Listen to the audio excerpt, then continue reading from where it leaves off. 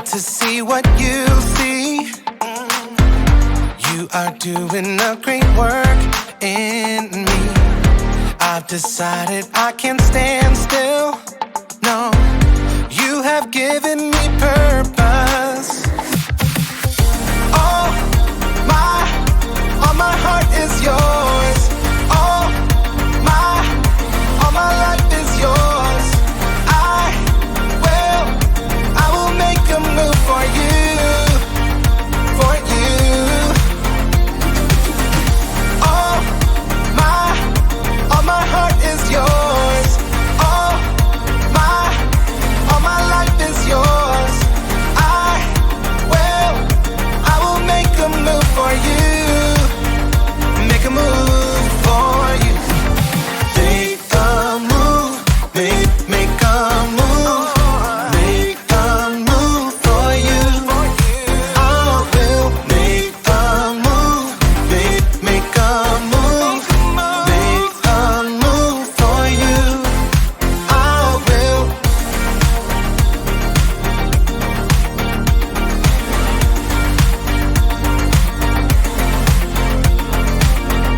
I'll take up the call to serve you. You have given me a job to do. I wanna love the world just like you. Yeah, you have given me purpose. All my heart is yours. All my life is yours. I will make a move for you, for you. All my heart is yours. All my life is yours. I will make a move for you. Make a move for you. Make a move, make a move. Make a move for you. I will make a move, make a move. Make a move for you. I will.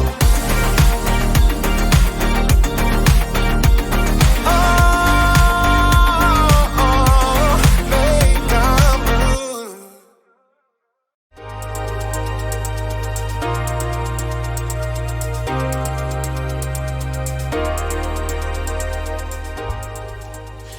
Good day, space travelers! It is I, Jacob, and I'm here to take you to the very edge of the universe, or at the very least, the very edge of initiative. Initiative is seeing what needs to be done and doing it. Initiative is very important. Too often we see what needs to be done and we don't do it, usually because flashing red light. Red light? What could that mean? I'll have to check the Space Travel Manual. Red light. Ah, red light. Computer malfunction alarm. To reset computer, press the blue button. Okay, good. Where was I? Yes. Initiative. I was saying that sometimes we see what needs to be done, but then we don't do it because a blue flashing light.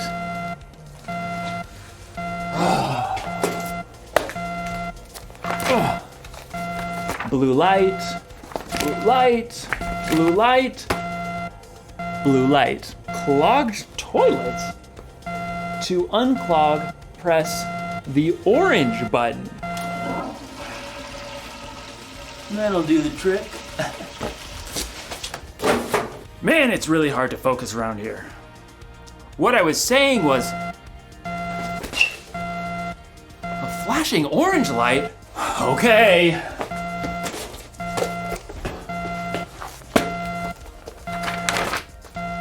Orange light, orange light. In today's story, we'll hear more about Nehemiah rebuilding the wall around Jerusalem. A really difficult job. Orange light. Got it. Whew. I hope Nehemiah doesn't lose focus. Oh, man. What could that alarm be? Oh. I just got a text message. See you in a few. The Bible. It's 66 books of history, stories, letters, and poetry that fit together to form God's one big story. The epic adventure of how He created us and loves us so much that He made a way to rescue us.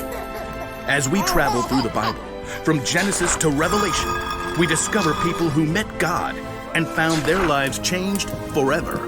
Now, for an amazing story, inspired by the book of Nehemiah, chapters 2, 4, and 6. When Nehemiah traveled to Jerusalem and surveyed the broken down walls, he saw immediately what had to be done. We must rebuild. God moved the hearts of the people to join him. Let's get started! Hooray! But while the Jewish people were eager to repair the tumbled down walls and ruined gates, the people in the lands around them were not so thrilled. What do they think they're doing? A city with no walls stood open to attack. The people inside could never become a strong nation. The enemies of the Jews knew that if the wall of Jerusalem was rebuilt, the Jewish people might become a powerful enemy. They must cease and desist. Sanballat, a Horonite, and Tobiah, an official from Ammon, marched right up to the place where the people gathered to begin work. Pathetic. What a ragtag group. Why bother to even start? You shall never finish. Plus, the king is gonna think you're trying to take over. Nehemiah kept his cool. The God of heaven will give us success. We serve Him. So we'll start rebuilding the walls. Good luck with that. Nehemiah and the Israelites didn't need luck. They needed God's help. It was true that a few of the Jewish people were builders. Let's see. We've got priests, nobles, goldsmiths, perfume makers, farmers, grape growers, shepherds, any stonemasons. Well, let's get organized. Where he could, Nehemiah assigned each family group to work on a section of the wall closest to their home. Eliashib, you and the other priests will rebuild the sheep gate.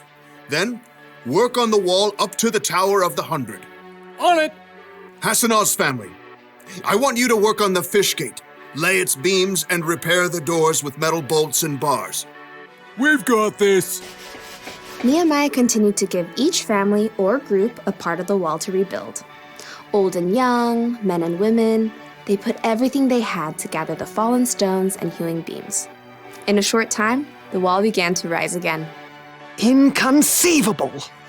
Sanballat and Tobiah were shocked to see the Jews actually making progress. They would mock the work to anyone who would listen. Do those Jews think they can make the wall new in a single day? Preposterous! The stones are all scattered and piled up like garbage. I suppose an itty-bitty fox tried to climb up on that excuse for a wall. Ah! The whole thing would fall down. Once again, Nehemiah ignored the heckling. Instead, he prayed as he worked. God, please listen to our prayer. Some people hate us. They're saying bad things about us. Don't hide your eyes from their guilt. With a burst of energy, the people worked even harder until the wall was half as high as it needed to be. Preposterous! Time for some action. Tobiah and Sanballat began to plot with the surrounding nations to attack Jerusalem before the wall could be finished. We must set guards, day and night. Even with guards in place, enemies threatened, and the Jews were exhausted. There's rubble everywhere, and our enemies say that no matter where we are, they'll attack. Nehemiah refused to be distracted. He stationed families at the weakest parts of the walls, armed with swords, spears, and bows. Don't be afraid. Fight for your families. From that day, everyone carried their weapons, even as they worked. If you hear the sound of the trumpet, run to join us. God will fight for us. Nehemiah and the Jews worked from the very first light of sunrise until the stars came out at night. At last, The wall itself was finished. It's full height. All the gaps are filled. But we can't rest yet. The entrance gate still must be repaired. Sanballat was furious, but he had another play to make. So he sent a message to Nehemiah, who was working high on the wall. Sanballat says, "Come, let's talk with one another. Let's meet in one of the villages on the plain of Ono." Oh no, I don't think so. Nehemiah knew perfectly well they were planning to harm him, but he stayed focused on the work and sent his own messenger to Sanballat. Nehemiah says, I am working on a huge project. Why should the work stop while I leave it? Why should I go down and talk with you? Inconceivable! Try again. 5 times, Sanballat sent messages. He even threatened to tell the Persian king that Nehemiah was trying to make himself king. Tell Sanballat you're just making that up. Oh, I'll have to send another message. Time for a new strategy. Sanballat made one last desperate attempt.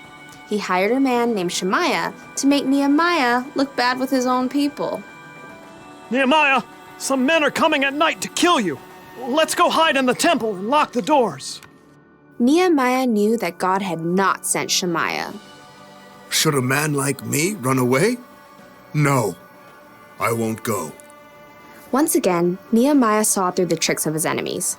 Instead of hiding away and looking foolish, he trusted God and doubled down on the work. On the 52nd day of work, the wall and gates were finished. No! The wall had been finished in record time by a group of ordinary, everyday people. It was clear to everyone that God had helped Nehemiah and the Jews stay focused and finish strong.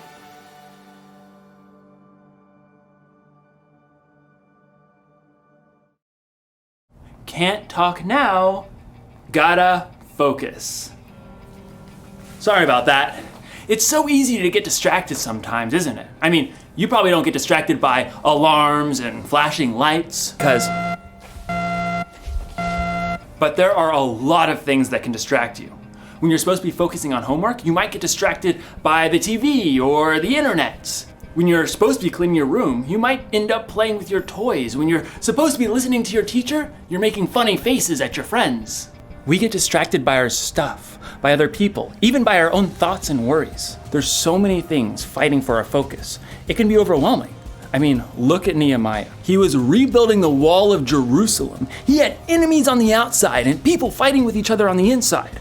It would have been so easy for him to get distracted, but he stayed focused. I mean, look at Jesus. There were a lot of things that could have distracted Jesus from doing what he came here to do.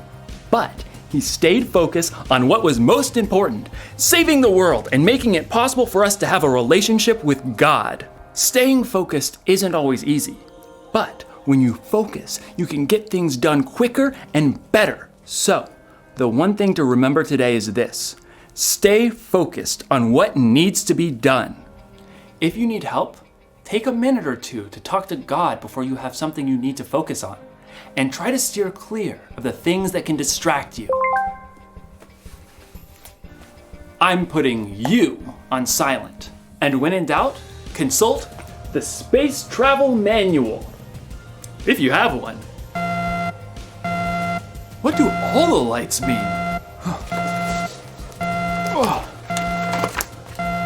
All the lights, all the lights, all the lights, all the lights. Oh. Dance party.